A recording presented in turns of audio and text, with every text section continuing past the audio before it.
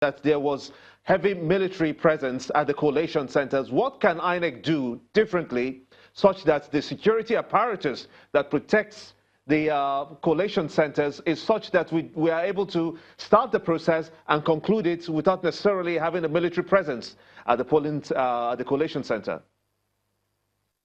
Okay, thank you very much. First of all, let me clear this part. You said in your question that I am allergic. I am not allergic. Your clips, if anybody that is allergic, your clip from Channel shows the military presence in the coalition centers in Rivers State, so I'm not allergic. So the point we are making, and to answer your question, I am saying, and we are saying as civil society stakeholders, that at the coalition center, what we should have is accredited police officers, accredited security agencies, because in elections we always witness the deployment of the police, the civil defense, the federal road safety to some extent, immigration at some point, and maybe those are the agencies. And these security agencies can adequately take care of whatever rancor, whatever breakdown of law and order that may ensue in the coalition center. The coalition center is not supposed to be a battleground. Now, I need to state this, that there were various coalition centers in the various states, but that of River was a bit particular because of the political interest. We didn't have such in Enugu. We didn't have such in Gombe. We didn't have such in Jigawa. So when it did not happen in Jigawa, why should it happen in River State? When it did not happen in Enugu, why should it happen in River State? The reason was because there was an express and patent interest by persons who were involved in that coalition center. So whether you like it or not, when persons are involved, when interests are involved in certain political atmosphere, they will break the rules. They will undermine the process, as what we have seen in the River State. So it's not a function of whether or not measures were not taken in coalition centers. It is whose interest certain persons, agencies, are trying to protect. And that is what we saw, because it was not only in River State we had coalition centers. Coalition centers are within the 36 states. So it is particularly in River State, we saw that clip coming from you. That clip was not from me. It was not from the civil society. It was not from anybody. It came from channels. And so it was just because of the patent interest that certain persons have in election in River State that caused or that warranted such invasion. So the best way for us to have a peaceful process, a peaceful coalition in coalition centers is to ensure that you know the number of policemen that will be at the center, you know the number of accredited election observer that should be at the center, you know the number of accredited political party agents that will be at the coalition center. And so if you are not accredited. Mr. Victor, if you can hear me, when you say that there are interests involved in this River State elections, could you be more specific? What interests are you talking about? Well, there are, of course, political interests, and I will make it clear to you. Prior to that election, we have seen a lot of persons during electioneering, during campaign, giving press conferences. I will give you an example. The governor of River State have said it in 2 or 3 press conferences that there is a ploy to deploy military to subvert processes in River State by, according to him, persons he named as the Minister of Transport. We have also seen in election campaigns where persons in their campaigns were saying that in River State is going to be something else. Messages were said in like some languages, one of our major languages in Nigeria, that this is what is going to happen. And the governor of River State have been saying it consecutively, that, for example, there is this GOC in Port Harcourt who have shown some level of interest, the military. Now, he wasn't accusing the police at that point. He never accused the civil defense. He never even accused other security agencies. He was so particular. And that is the chief security officer, as it were, of Rivers State. And he kept restating that part. And so those persons he mentioned, based on his statement and the actions, can now be established that they are the persons who have interest in the politics of Rivers State. All right, Mr. Gbese, my question is to you.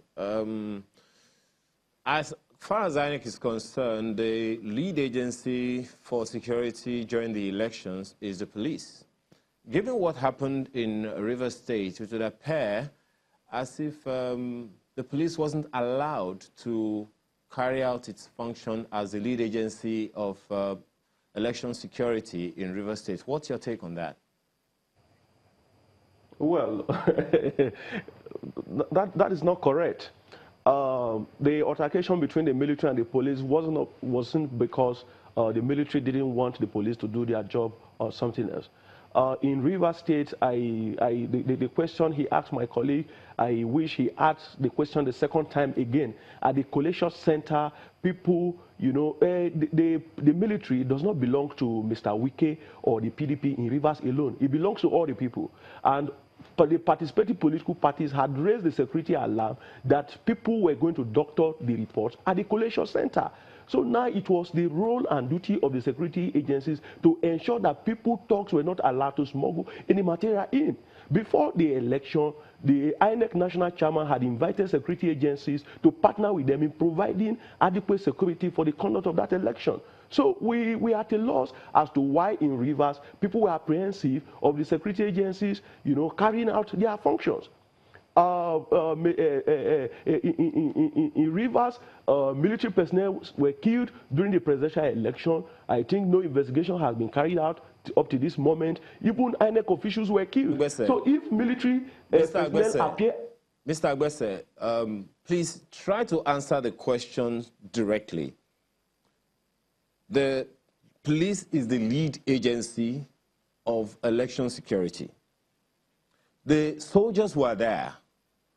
Were they supposed to be inside the collation center? There is no problem with them being around. According to INEC, they're supposed to be somewhere in the outer corridor. But what we had is a situation where, I mean, from what you also said, they were, you know, quite close and, you know, could be scary for someone who doesn't have the liver. So again, I ask you, do you think that the police was allowed to lead the security apparatus at that collation center? The leadership of the police or the leadership of the military, none has come out since after the conduct of that election or the suspension of the exercise to tell us that one agency was not allowed to carry out its function or the other. I think the issue has been with the political actors who have actually refused to give peace a chance to reign in the conduct of that election in Rivers State. Mr. Gbese, I'll still go back to the same story, to the same headline, the question, but I'll try to reframe it this way. There is such a thing as a chain of command. You agree that there is such a thing as a chain of command? Yes, I think so. Okay. Now, as the lead agency of the elections, of election security, it should be the police. Shouldn't other security agencies follow the lead of the police during the collation at that particular center? Well, it depends on exactly on what the personnel who are deployed there are to do and what leadership formation they've equally adopted. If the police had co-opted the military into performing their functions and they were working together and maybe the lead, because I've seen joint operations where in some instances a military person would lead and in some instances where a police person would lead. So in a situation where... sorry to interrupt you. I think it's important that we set the background. My colleague is asking that question based on the fact that we've been told that the police is the lead security agency for elections. In that instance, would you say that that was what you saw? And I go back to his question again.